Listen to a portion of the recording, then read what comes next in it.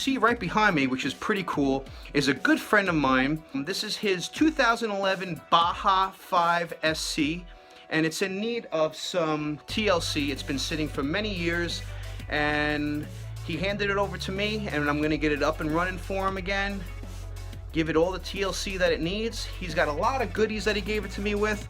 He got a big bore kit, got a lot of upgrades that he hasn't installed yet, plus the big bore kit, so we're gonna raise that from a 26cc to a 28.5cc, and that should be a fun rebuild series. I'm definitely becoming more familiarized with the Baja SC platform. I'm gonna be firing the 5SC up just to see where this truck is at. I'm sure I'm gonna have to tear down the whole truck, the shocks, the differential, everything, but this has been sitting for probably 3 or 4 years, has not moved.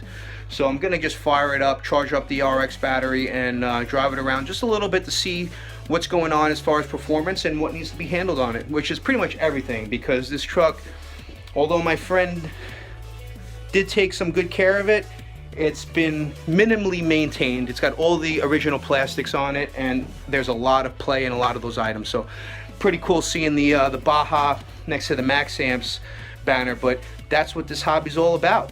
Unions, right? It's okay. You can like your battery stuff and you can like your gas powered stuff. It's all good. We can all get along, right? All right, I'm going over this thing. It's not too bad, but it definitely needs some TLC, that's for sure. If you notice right there, look, definitely got some wobble on the pinion coming off the clutch bell there. I don't know if I'm looking at a whole new clutch bell. If it was me, I'd of course upgrade the whole entire clutch bell. And I just flipped this, see, is that normal to have that much wobble going on there?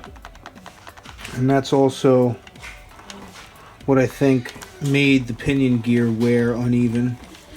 We got a lot of play going on here. All the rod ends are worn out, especially these all new A-arms, axle carriers. Give it some TLC, but yeah, not too bad.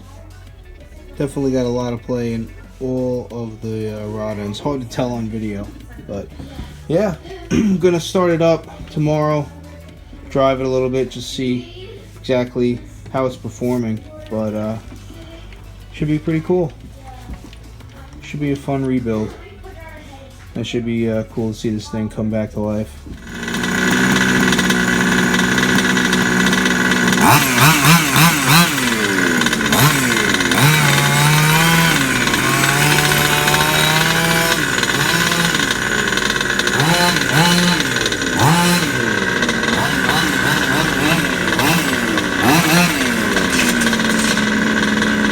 One-handed production. Alright, so it turns out, yes, I had to do a full teardown on the truck, which was expected.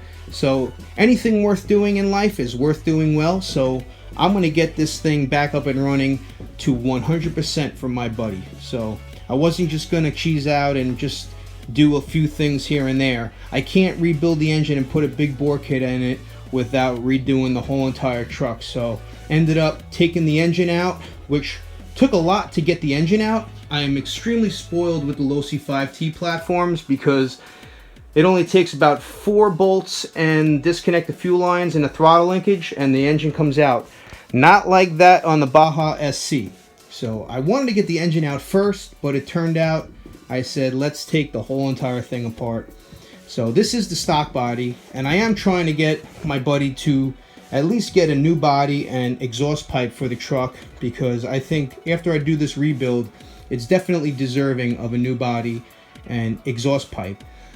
But as you can see, this is his stock body that it came with, and this crack that happened here, I was there the first time he drove this, and he took a big jump, and when he nosedived with it, it cracked the body like an eggshell.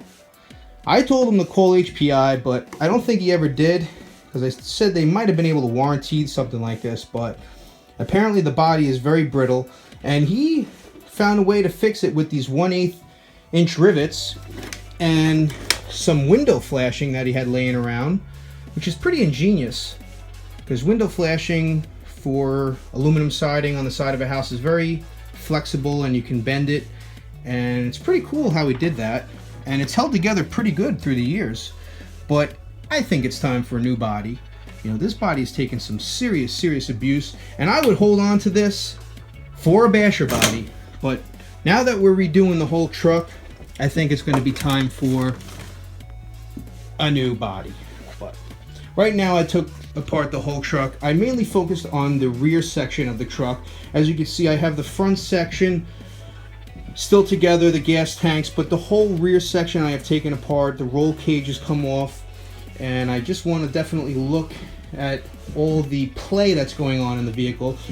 And it's just a lot of worn out plastics. The A-arms, the hinge pins are all worn out. The hinge pin retainer may not look it, but it's a little egged out, and the A-arms move around a lot.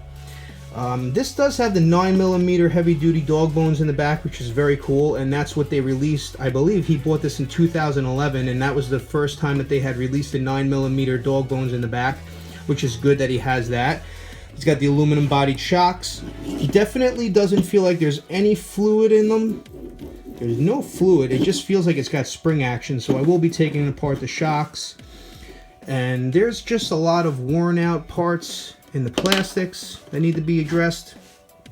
So definitely going to be taking care of everything that needs to be addressed on this vehicle. Some of the parts were stubborn to come out, maybe heavy Loctite applications, but I had to cut some of these engine mount bolts out to get them out of there. Like this one was heavily Loctited, and I had to cut a notch in that to get that out of there, and I had to use the heat gun on a lot of these bolts, which is good. It's better to be Loctited than to come loose all the time, you know.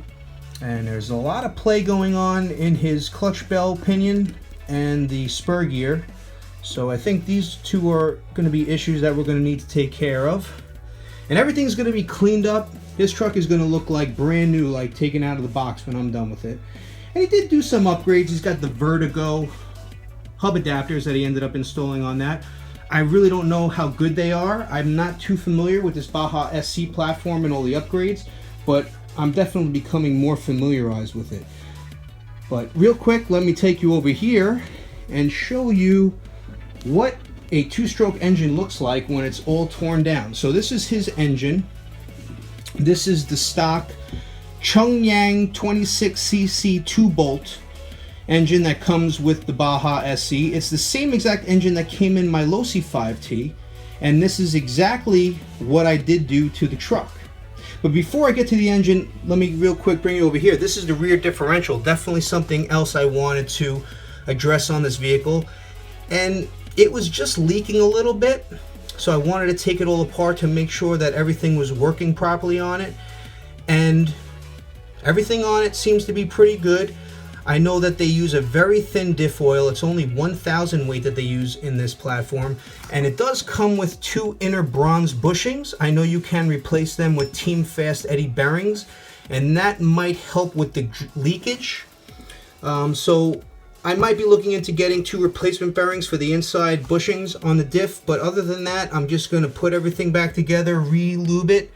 Everything's going to get cleaned up in the parts washer, of course, and like I said, everything's going to be like brand new. But it's very cool to see how this rear diff works on the Baja platform. Pretty cool. First time I've ever had one apart, and it's pretty interesting how it all works. Very cool. But onto the engine. Like I said, I've already pulled the cylinder off, pulled all the components off. You know, these are all the, that's the air filter right there, which didn't do a good job because it did have some dirt intake, and I'll show you that in a second. Got the carburetor off, got the ignition coil off. One of the ignition coil plastic spacers right there is cracked, so I'm definitely going to have to look into getting a new one for that. And that basically spaces it out. That gets bolted to the cylinder of the engine.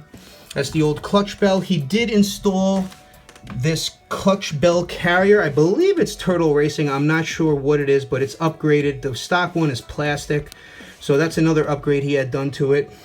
And the clutches themselves definitely burned up, have some discoloration there. You can see how hot they got, but there's still some meat on those pads. But I would say I'm going to be putting a new clutch into this only because it's going to have a brand new piston and cylinder. So I think we should start off with a brand new clutch as well. Good thing he has the outer wears on the pull start, although he did not have the outer wears on the underneath of the crankshaft, so he did suck in.